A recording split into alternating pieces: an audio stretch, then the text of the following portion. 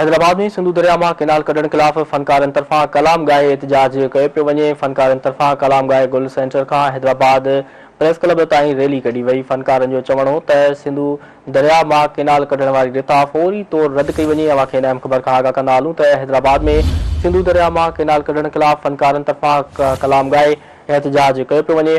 फनकारन तरफा कलाम गाए गुल सेंटर का हैदराबाद प्रेस क्लब ताईं रैली कढी वई। फनकारन जो चवण हो त सिंधु दरिया में केनाल कढण वारी रिथा फौरी तौर ते रद्द कई वञे। अवां खे आगाह कंदा हलूं हैदराबाद में सिंधु दरिया में केनाल कढण के खिलाफ फनकारन तरफा कलाम गाए एहतजाज कयो पियो वञे।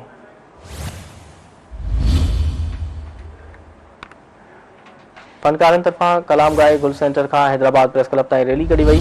फनकारन जो चवण हो त सिंधु दरिया में केनाल कढण वारी रिथा फौरी तौर ते रद्द कई वञे।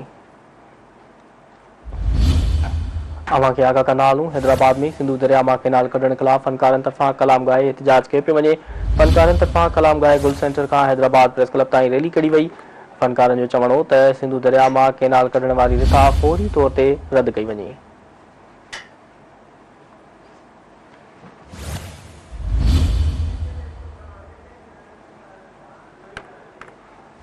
हैदराबाद में सिंधु दरिया में केनाल कढण खिलाफ फनकारन तरफा कलाम गाए एहतजाज कयो पियो वञे।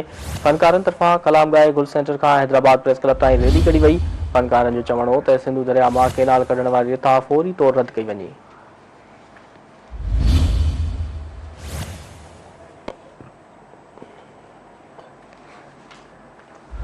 हैदराबाद में सिंधु दरिया में केनाल कढण खिलाफ फनकारन तरफा कलाम गाए एहतजाज कयो पियो वञे।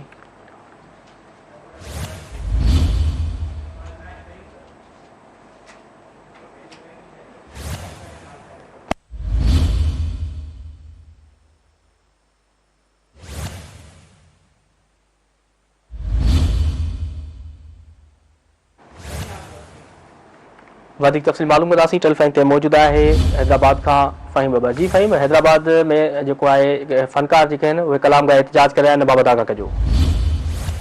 जी बिल्कुल, जीअं सॼी सिंध ही जेको केनालनि वारो मामलो आहे उन में सरापा एहतजाज आहे।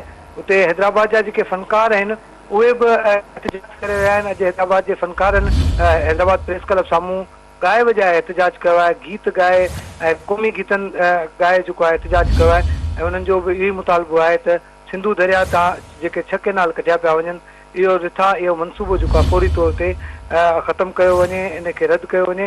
संदन चवणो हो त हीअ जेका रिथा शुरू कई वई आहे या जेको हीअ पंजाब या वफ़ाक़ी हुकूमत पारां सिंधु दरिया मां 6 केनाल कढण वारी ॻाल्हि कई पई वञे, उहा न सिर्फ़ु सिंध सां साज़िश कई पई वञे पर सिंध सां सरासर दुश्मनी आहे। छो जो सिंधु दरिया मां केनाल कढिया विया, अॻे ई पाणी जी तमामु घणी खोट आहे ऐं उन खां पोइ वधीक पाणी जी खोट पैदा थींदी, जंहिंखां पोइ न सिर्फ़ु आबादीअ लाइ ऐं ज़राअत लाइ पाणी अलॻि थी वेंदो पर माण्हुनि खे जेको आहे पीअण जे लाइ पाणी बि न मिलंदो। हुन फनकारनि माशूक खोखर, दानिश मंज़ूर ऐं ॿियनि जो इहो चवणो हो त हीअ जेका रिथा पंजाब या वफ़ाक़ हुकूमत पारां शुरू कई वई आहे या उनजी ॻाल्हि कई पई वञे उहो मुकमल तौर ते उनखे रद्द कनि था ऐं उहो इहो इन ॻाल्हि जो मुतालबो कनि था त फौरी तौर ते रद्द कई वञे। ॿी सूरत में फनकारनि पारां सॼे सिंध में एहतजाज कया वेंदा, धरणा हया वेंदा ऐं तेसिताईं उहे धरणा ऐं एहतजाज जारी रहंदा जेसिताईं हीअ रिथा रद्द नथी थिए। जी ठीकु आहे फ़हीम, तफ़सील लाइ वॾी महिरबानी।